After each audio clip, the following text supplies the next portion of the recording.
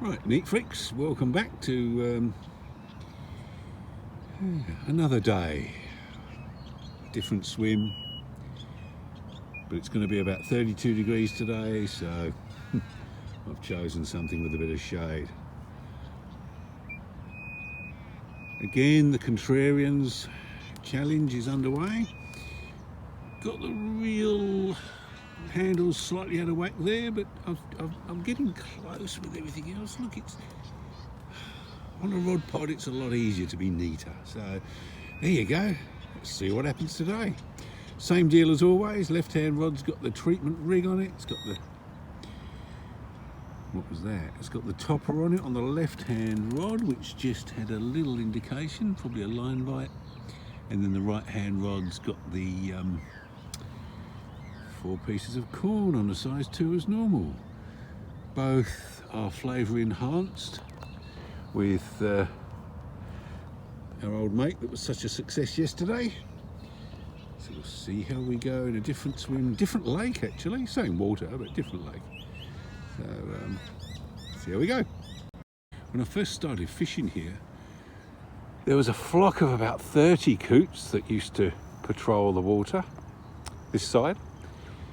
Now there's about 3 pairs is all, and I think that's come about because people have been discouraged from feeding the ducks through numerous signs around the place. So I don't know, we've been feeding ducks for hundreds of years, I'd imagine. Why now all of a sudden does bread pose a problem for them? Well, I think it's more to do with the fact they become reliant on it. I don't think it causes them any harm, but they just come to rely on people feeding them bread. And you used to see masses of ducks come swarming over as soon as you arrived at the lake because they thought they were going to get fed. Sadly, not by me. Oh, have we had an appearance? No, no real occurrence. Just now, if anyone's wondering why I haven't got those rod butts clipped in and why I haven't positioned the rods so that they can fit into those, I don't know, what would you call them, recesses on the bite alarms, I suppose. See how they're sitting up proud? That's how I like to roll with this particular rig, because there have been occasions when I've had the butts clipped down and I've gone to strike and toppled the whole thing over. I'm a bit clumsy in that regard, so I thought, let's make life easy for yourself, Alan. Just balance it on top. Doesn't seem to have caused me any problems. Big fish will still, will of course drag the rod out of the rest, and that's happened a couple of times. But when I say big fish, I mean anything above 7 pound will do that. Yeah, so the Contrarian continues. Plenty of surface activity, as there always is on this part of the water.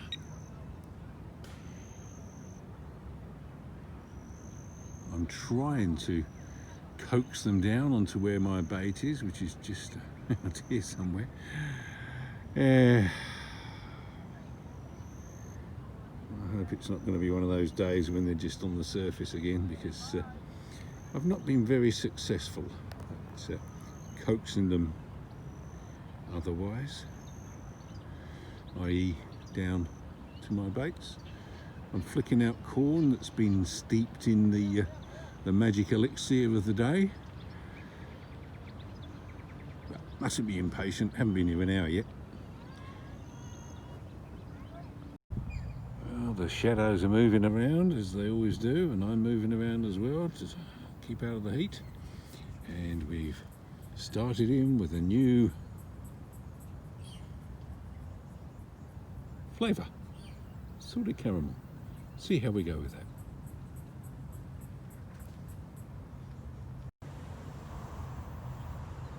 Well, I've been exposing my lower limbs to the sun for the first time this year, and yesterday was a completely overcast day, unlike today where it's pretty much cloud free. And even though it was overcast, the sun didn't shine once. Have a look at these knees. Whoa! There's the colour of the rest of the leg. Look at that. And that was after about, couldn't have been more than 4 hours sitting in under a cloudy sky. So, put some block out on today. And I've got my new gloves on, so hopefully I can be a bit sun smart. Not a thing that comes naturally to me, because I've always thought the way to get a tan is to burn yourself, and yeah, I haven't had a tan for a while though, but I'm not good with the sun. Yeah.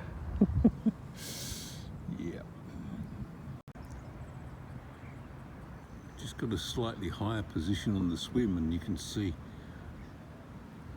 this is typical of this swim. The fish cruise around on the surface, and then later on they'll come back and they'll be feeding on the bottom.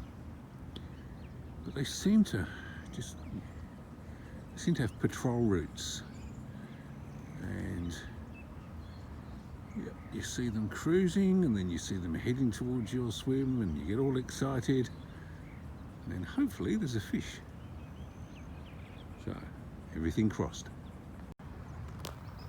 Waiting.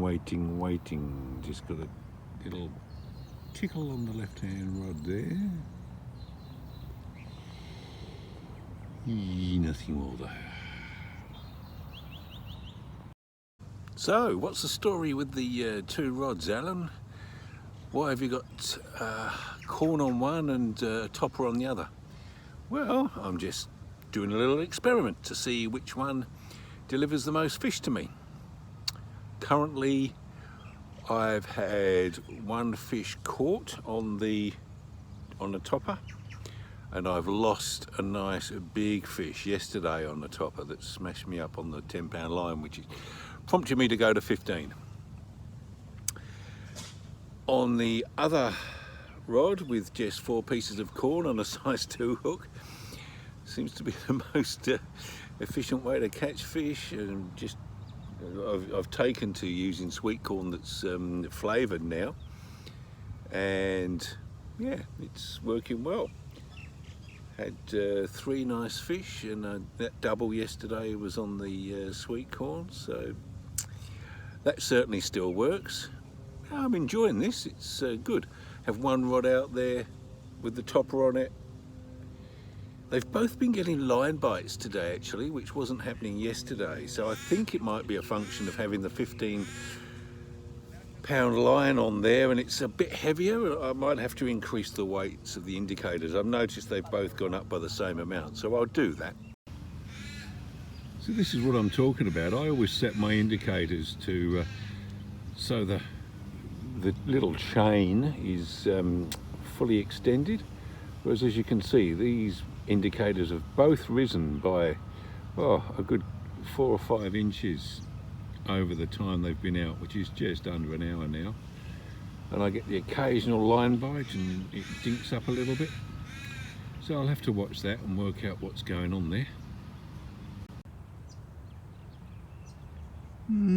Just had another of those conversations with a couple of incredulous Aussies that I'm actually fishing for carp. Who cares about carp? Well, I do. Don't they taste oily and muddy? And well, I don't know, I don't eat them. Fish for the fun of it. Fish for the challenge. Interesting. As anyone watching this probably knows, most people just don't get it over here.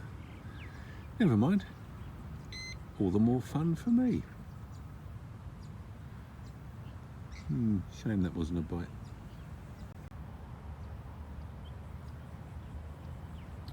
Well, there's plenty of fish showing around the place. Very few big sort of breaches and head and shoulders sort of things. Very little of that. But There's a fair bit of activity on the surface, bow waving. I don't think they're feeding because there's nothing to eat on the surface. It's not like someone's dropping manna from heaven down onto the surface of the water, but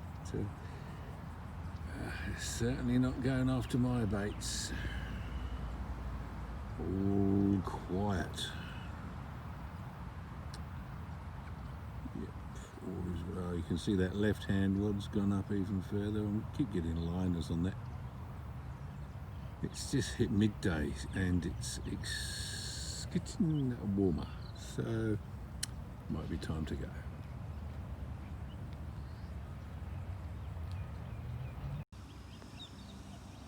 Right, welcome back. This is my sweet corn that's been out in the lake. You can see there's a little bit of the stuff that's on the bottom there in it, but nothing's been sucked up into the corn this time. So this is the difference between using frozen and tinned sweet corn. So let's just renew these baits and get back out there. Well, now look what came through back with my last retrieve, eh? Someone, and it was on there as soon as I started retrieving, so someone's been fishing in exactly the spot I was, and left a whole heap of line and their bean sinkers, a couple of split shot on there. I'll dispose of those in a way where a waterfowl can't get fouled. Unless one other person has thought this has been worthwhile fishing where I was, which is over by the island there. Okay, see if we can get some more joy a bit later on. Well, I've been using these things and PVA bags. Hasn't resulted in a bite yet, but who knows. I keep forgetting to put the attractant on the bag though, so it's not being as effective as it might be, in my humble opinion.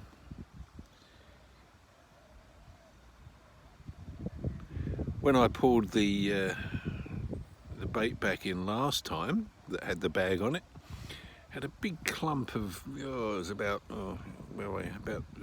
that thick it was, goo that was the PVA that hadn't completely dissolved into the water. So yeah, the jury's out in my head about these PVA bags. I'm not so sure. If you get a big clump of that goo on your line, on your hook, then does that inhibit the effectiveness of it? Which I don't think it's going to help. It's not an aid, is it? Although what's in the PVA bag should be the attractant, so that should be helping. Who knows? Anyway, we'll keep trying.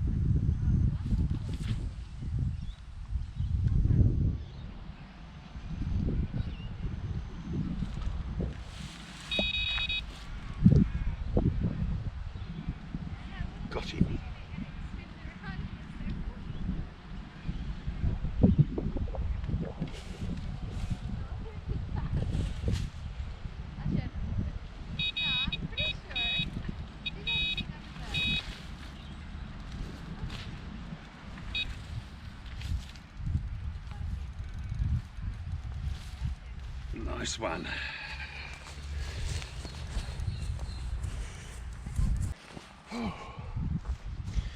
Well,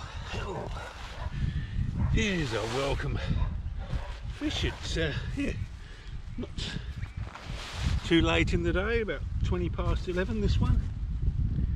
And guess what? Caught on the popper.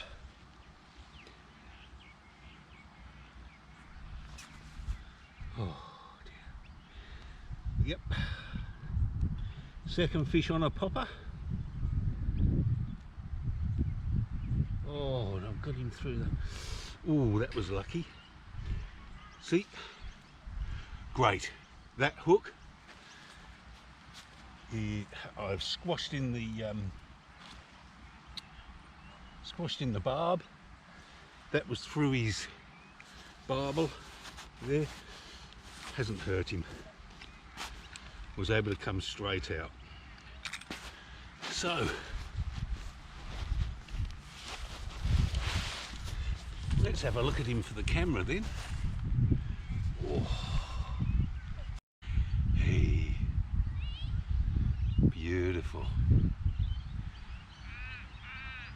Put him around the other way. Fish. Shot. So we see what he weighs. Then we'll get him back in. I think he's a double. I'm not sure though.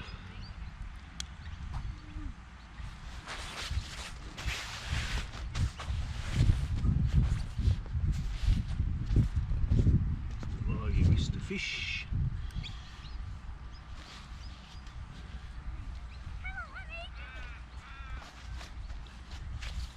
That's better.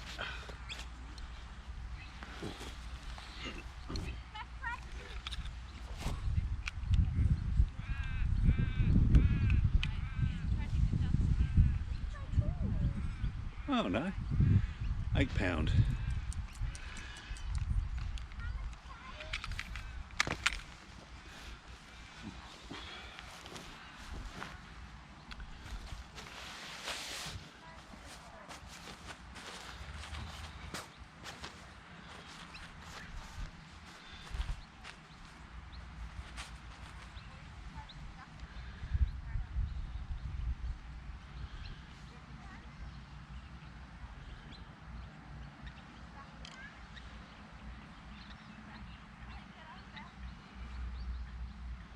Lovely.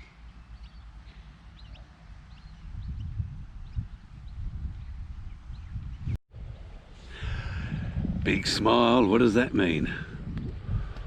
One fish on the topper, no fish on the control rod. So another fish on the topper here at this swim. I think this is the method to use here, obviously, and couldn't be happier with that. Okay, he's an 8 pounder, he's not double, but he's still a good sized fish for here, and any fish is welcome after you've blanked on a day. So yeah, 4 hours put in, we get a what I call a nice fish. And of course the other news is that the batteries are about to go flat. I've left my power bank in the car. If we get another fish, I'll have to run over and get it. If not, this will be it for the day, I'd say, because yeah, the sun's getting a bit warmer, which is why we've got this umbrella up. It's not for rain, it's just for shade. And well, catch you next time. Thanks for watching. Don't forget to subscribe.